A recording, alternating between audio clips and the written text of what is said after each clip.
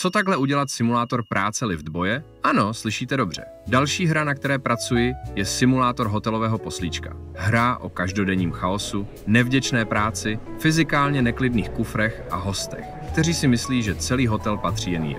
Ve hře budete v roli Teda. Budete doručovat zavazadla, obsluhovat výtah, řešit požadavky hostů a někdy i věci, které výtahový poslíček rozhodně nemá ve smlouvě. Výtah je vaše království. Chaos je vaše realita. A Ted, ten komentuje všechno. Od pádu kufrů po vývojářská rozhodnutí. Bylo by stylové říct, že jsme se potkali ve výtahu, že jsem nastoupil, on tam stál v uniformě, kývl hlavou a řekl: 3. patro? Hra o mě? Jasně. A tím to celé začalo. Ale tak to nebylo. Ve skutečnosti jsme se potkali v hotelovém baru. Bylo to v Brně. Ne, dělám si legraci. Co bych dělal v Brně? Šumperk to byl. Hotel bez výtahu, za to s barem, kde tonik chutná jako minulost a barman má výraz, jako by už slyšel všechno. Seděl tam sám. Černé sako, decentní kravata, postoj člověka, který má v malíku etiketu a který je pro každou špatnost. Zjevně cizinec. Čert ví, jestli Holanďan nebo Belgičan. Podle přízvuku to nepoznám a z vyprávění si to nepamatuju. Nevím, jestli pil gin s tonikem nebo tonik s ginem. Přidal jsem se. A než by výtah stihl vyjet do 8. patra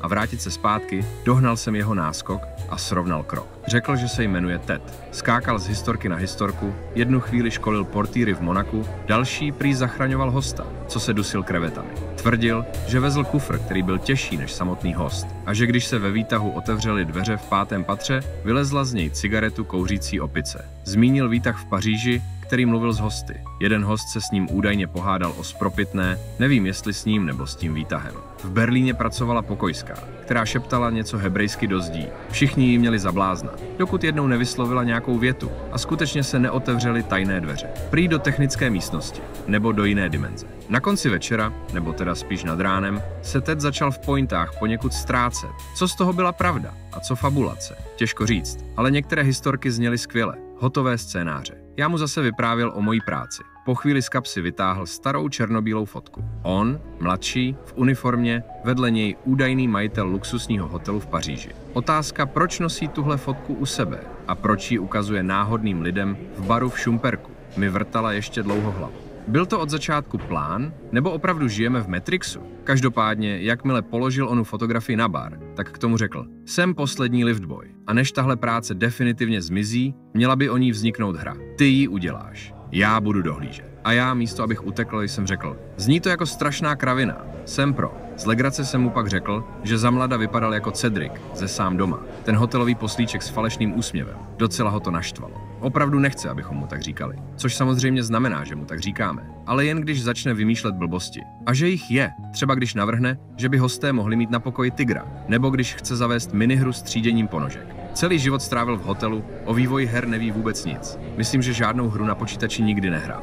Možná nějakou blbost na telefonu. Tomu ale nebrání posílat nám na Discord hlasovky jako: musíte to optimalizovat. Ten kufr padá moc normálně. V reálu to dělá víc dramaticky. Nebo co kdyby výtah měl tajné patro, kde se neuklízí. Má vlastní kanál na Discordu. Ne kvůli přehlednosti. Spíš kvůli duševní hygieně zbytku týmu. A platíme ho? Jasně, tak jak si každý Cedric zaslouží. Žvíkačkami. Ale zjevně ho to baví i tak. Ted, záhadný cizinec ze Šumperka. Kdyby neexistoval, tak bych si ho musel vymyslet. Bez něj bych programoval nějakou databázovou blbost. Takže hra je opravdu ve vývoji. Stavíme patro po patře, kufr po kufru. Už teď spousta věcí hezky funguje, ale ještě víc toho nefunguje. Chcete pomoct a být u toho? Dejte si hru do wishlistu na Steamu. Pomůže nám to víc, než když vám někdo podrží výtah. Jestli všechno půjde podle plánu, nebo alespoň trochu podle plánu, tak se svezete taky. Brzy spustíme neveřejné testování. S Cedricem, s kufrem, s podivnými hosty. A až budete hru hledat, doufám, že budete, její jméno je prosté. The Lift Boy.